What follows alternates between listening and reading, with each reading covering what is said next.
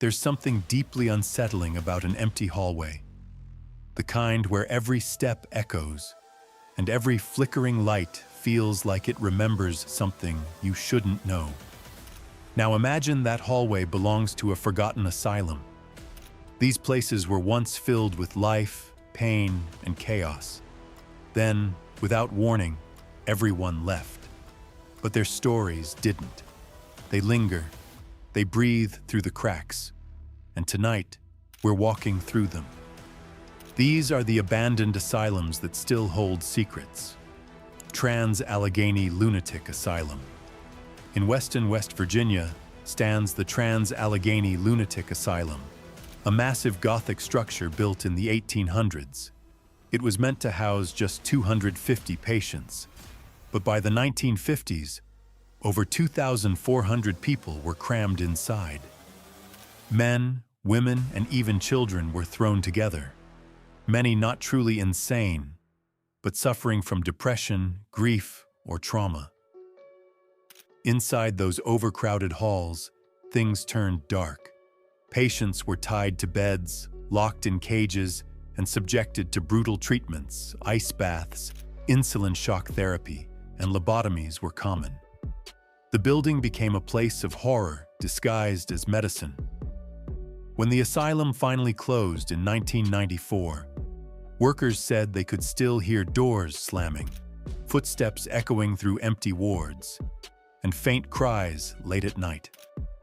Some even claimed to see figures staring from the windows, long after the last patient left. Visitors today describe the same chill, a heavy feeling that you're being watched. It's as if the walls themselves have absorbed the anguish of thousands of broken lives, and they're not done telling their story. Danvers State Hospital. On a hill outside Boston stands the haunting ruin of Danvers State Hospital, once a model of psychiatric care, later a house of horrors. In the 1930s and 40s, doctors performed brutal lobotomies on thousands, many without consent. Overcrowding turned the facility into chaos, with patients chained or wandering aimlessly. By the 1980s, Danvers was abandoned, its halls littered with medical records and rusting equipment. Locals say the hill still glows at night, echoing with screams and the sound of wheels scraping metal.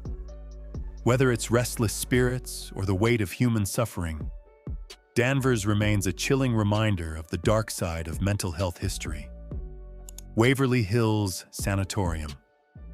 In Louisville, Kentucky, sits one of the most terrifying abandoned hospitals in the world. Waverly Hills Sanatorium.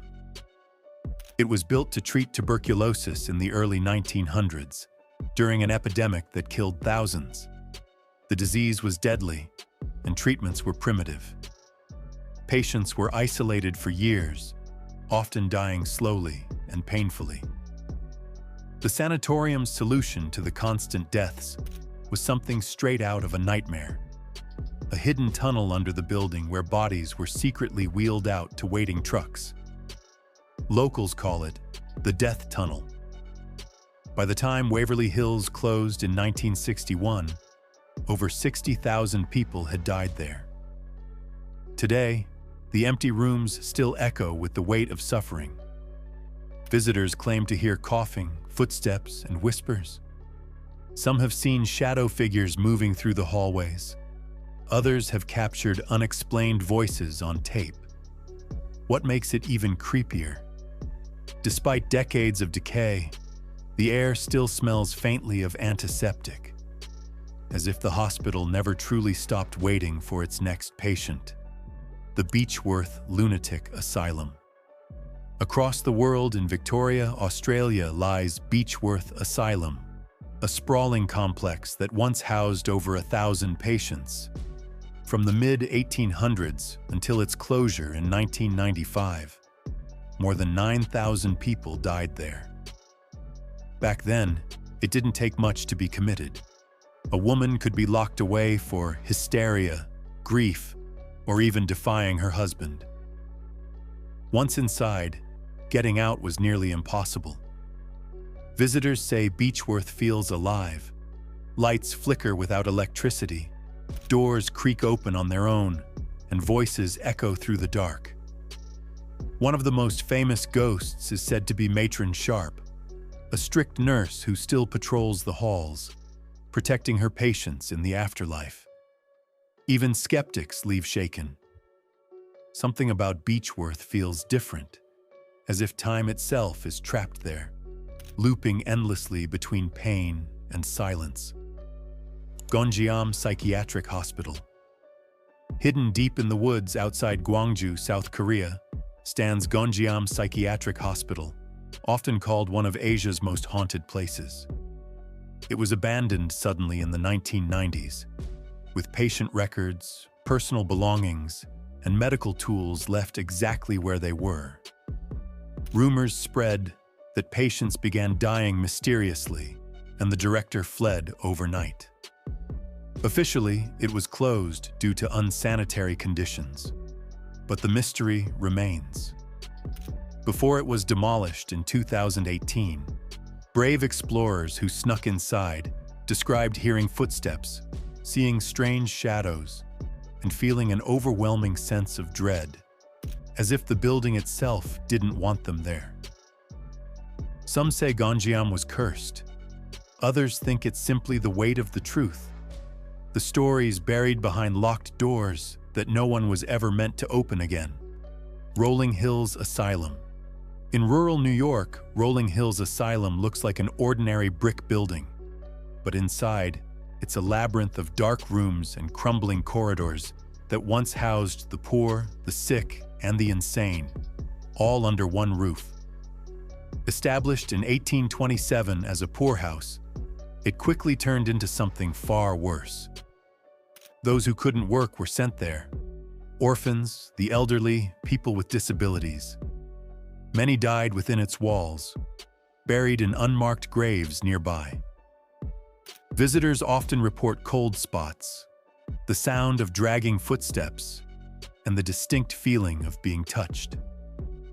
One of the most famous spirits said to haunt the place is Roy, a 7-foot-tall former patient who still roams the halls, searching for peace. It's a reminder that cruelty isn't always loud. It can be quiet, hidden, institutional. The kind that happens behind locked doors, in the name of Care Severals Hospital. In Essex, England, Severals Hospital was once a modern psychiatric facility. But what went on inside was anything but humane. Doctors conducted psychological experiments that pushed patients to their limits. Electric shock therapy, deep sleep treatment, and controversial drug trials. Women were especially mistreated, often institutionalized for postnatal depression or moral insanity. Many never left. When the hospital closed in 1997, everything was left behind. Patient journals, x-rays, even surgical tools. Over time, nature began to reclaim it. Ivy crawling across broken windows, birds nesting in old operating rooms.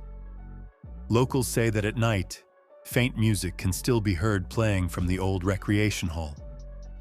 Perhaps the patient's memories still drift through the halls, replaying moments from lives trapped between sanity and silence. Greystone Park Psychiatric Hospital. In New Jersey once stood Greystone Park Psychiatric Hospital, one of the largest mental institutions in the United States.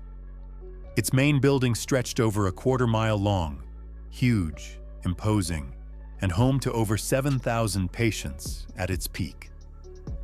Like many asylums of its time, Greystone began with good intentions, but descended into overcrowding and abuse.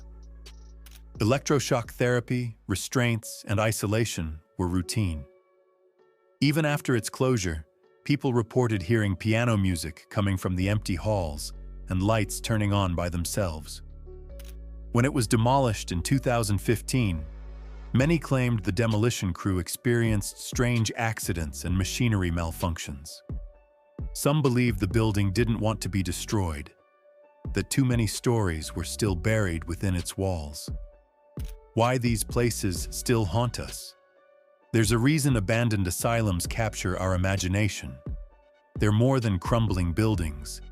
They're mirrors reflecting our darkest chapters. They show what happens when fear replaces compassion and when science forgets its humanity. Every hallway holds echoes of forgotten lives. Every locked door conceals a truth we don't want to face. These asylums remind us that progress often comes at a cost, and some costs are never fully paid. Maybe that's why we can't stop exploring them. Not because we're chasing ghosts, but because we're searching for understanding, for closure in stories that never truly ended. The lights are off, the rooms are empty, but the energy remains, lingering like a question we can't quite answer.